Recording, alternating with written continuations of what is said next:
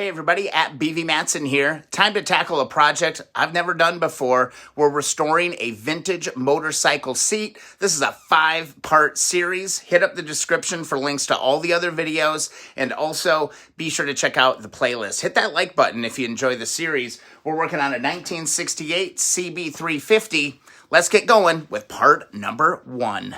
All right, so here's what we've got. A 1968 CB350 motorcycle seat that is rotted out in a big, big way.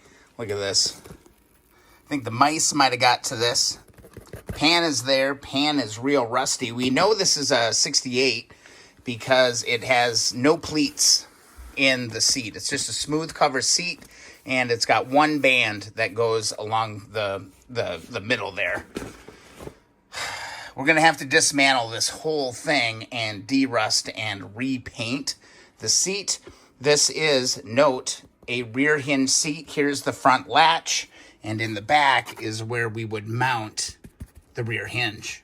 Once we tear the seat apart, I do have seat foam that's in really, really good condition off of a later model CB350. And then I did go ahead and procure myself a new seat cover for this. This was actually pretty cheap, like 30-40 bucks, I think, in order to get one of these. And it did come with the center strap as well. I have no idea where that went right now, but that is what we are working with here. We're going to take this and we are going to restore it so it looks amazing on the 1968 CB350, which is all kind of hanging out in boxes over here. First things first, we got to get this thing kind of down to the pan. So I'm just going to go ahead and get my razor blade and just kind of start cutting this off. There ain't no salvaging really anything here at all. So let's just kind of start chipping away at it. God, oh my God, here, inside here, we can see remnants of the mice. This thing had mice living in it. Look at this mouse nest. This thing definitely had critters inside of it. Not surprising. This bike was actually stored outside for many, many years. Let's see how much is in here. Hopefully there's no active mice within inside of it. I don't think there is, but yeah, they did a number on this. Hope they found a new food source because he's gone. All right, let's flip this over. And what you're going to see on these seats is there's going to be little tabs underneath here that we're going to need to bend out. Let's just get after it. So we're just going to need to start bending some of these tabs. We're going to go all the way around. They're sharp little buggers, but you want to bend these out to be about 90 degrees out. That's what you really want to do. Little flathead screwdriver is pretty much all you're going to need for that. Maybe a pair of pliers might help you too, but you're going to want to go around, all the way around, and make sure that you get every last one of these buggers. Try not to break them off. That's kind of the other key. You don't want to break these off. You need these mounting points for when you put that cover back on. One tab at a time, one knuckle buster at a time. You'll get there. Just get them all out. All right, and once you've got those all kind of bent out, you should be able to start to pull the cover away from the main part of the seat here, or the seat pan, as they call it. I got one more remnant here. So far, none of them have broke off, which is great.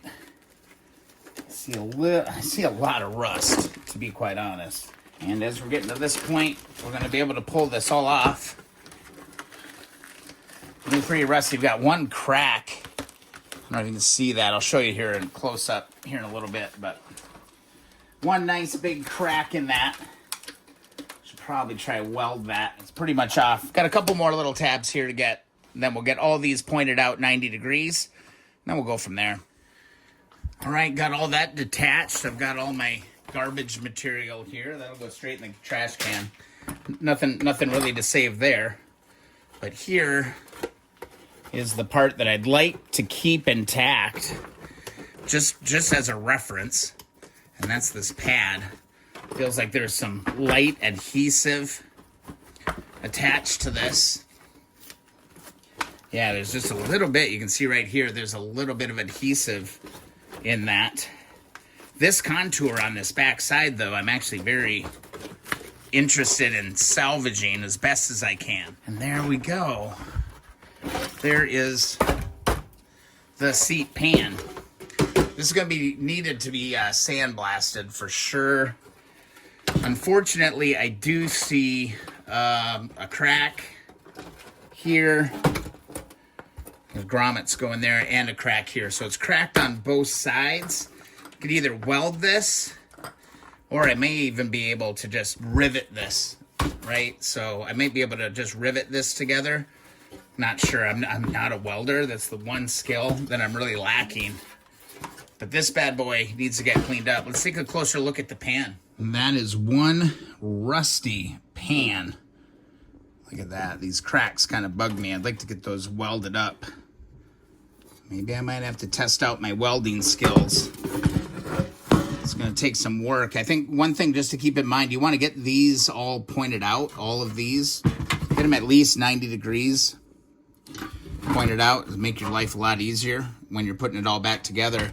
But essentially, this pan needs to get sandblasted or derusted. Sandblasting would be the easiest thing to do, quite honestly. Here's what I'll probably end up using for this. I picked up one of these little handheld sandblasting guns. You load the compound or the blasting material inside that canister, and you hook it up to your air compressor. And, you know, it's not bad. I think it'll do the job for sure on something like this. So this was really cheap on Amazon. I want to say it was like 30, 40 bucks, something like that. Not a bad little tool to have in the arsenal. But I think one night I'm just going to kind of fire up the air compressor and take it outside and blast this thing down, get this down to bare metal. This thing's got to get blasted, then it's got to get painted. I'll probably use VHT on it, but this needs to be addressed. That should be addressed. Those should be welded up. That would be nice. I mean, it's not a deal breaker if we don't do anything with that, but it is a weak point in that seat. And flipping back over to the actual cushion, there's not a whole lot of material left here, but you can see that this is really a low profile seat. And keep in mind, this is all dried up and all this, right? So it's not perfect. It's not totally dry, but it's not the best. Now, I have this later model.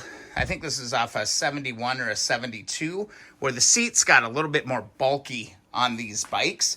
Let's take a look at the differences here. So the first place to start is always cmsnl.com. Go look up your bike and go take a look at the parts list. Here is a KO, a 1968 CB350 Honda. It's a KO model, and everything has exploded views. So here you can see I found the seat, and you can get a detailed photo of what that looked like and all the parts. Well, mostly all the parts. The next thing that I like to do after cmsnl.com is to go do some Google searches.